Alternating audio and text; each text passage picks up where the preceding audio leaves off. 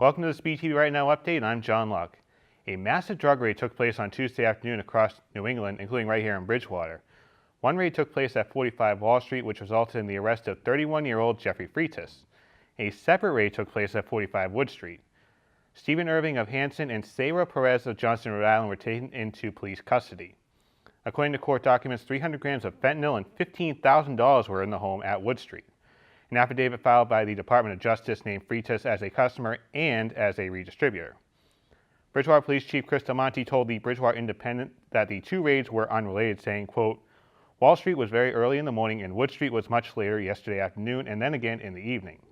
The police chief goes on to say, "I don't want to give away too much about what we knew and didn't know, but the one thing I want to say is that they're unrelated. So the fact that they're close somewhat in proximity is a product of circumstance."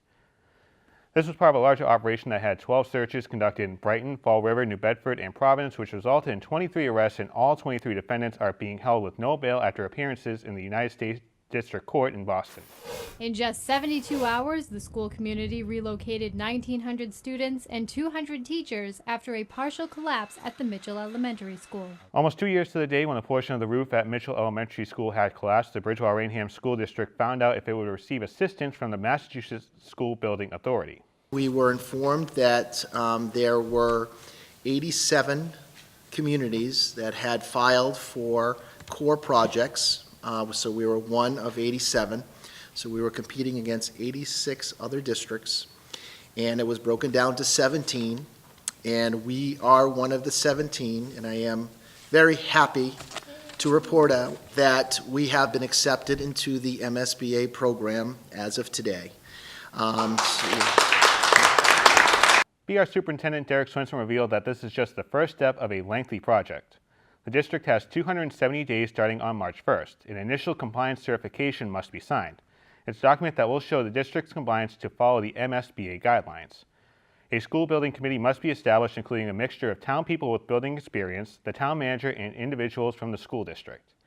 An educational profile questionnaire must be filled out. An online enrollment projection must be made. This projection will be made with information from the census and considering house sales, including construction. By the 180th day, the enrollment must be certified by that point, and the MSBA will give their enrollment using their own formula. Perhaps the biggest hurdle on this timeline requires the town's assistance. In order to move forward after these 270 days, within these 270 days, we need a vote from the town and the taxpayers to have monies appropriated for the next phase, which is the feasibility stage, which then we will hire a designer and an OPM for the project.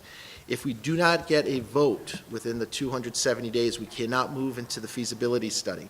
If a vote is not approved by the town, we probably will have to leave the program from MSBA because they'll probably move to another community, because there's a very strong timeline that we need to get this done in, again, being that 270 days. There's no word yet on whether this will show up on the annual election ballot in April or a special election will be scheduled. We'll keep you updated on this project on BT Right Now and Bridgewater This Week. And the superintendent said if this goes by schedule, Mitchell Elementary School could be open by 2020 or 2021. And moving on to the town election, and it's starting to show a few races. In District 3, incumbent Sandra Wright is taking on challenger Sean George, while in District 6, Michael White will challenge Bill Wood, and Peter Columbotus is running unopposed so far in District 5. There are 3 spots open on the Public Library Trustees and currently 3 challengers: Pamela Hayes-Bohannon, Amy Braga, and Constance Franciosi. There's still time to obtain nomination papers. The last day is March 2nd. Candidates need 150 signatures for town-wide nominations, while councilors need 100. The last day to submit papers to the Board of Registrars is March 6th, and the last day to submit nomination papers to the town clerk is March 20th. The final day to withdraw or object is March 22nd, and all those dates have a deadline of 5 p.m.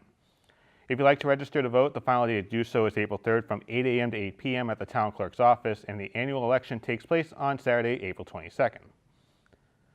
Turning to weather, and after quite a snowy stretch here in Bridgewater, students are getting ready for a February vacation with perhaps a little bit of a bump in wintry temperatures. Jeff Fowler has more.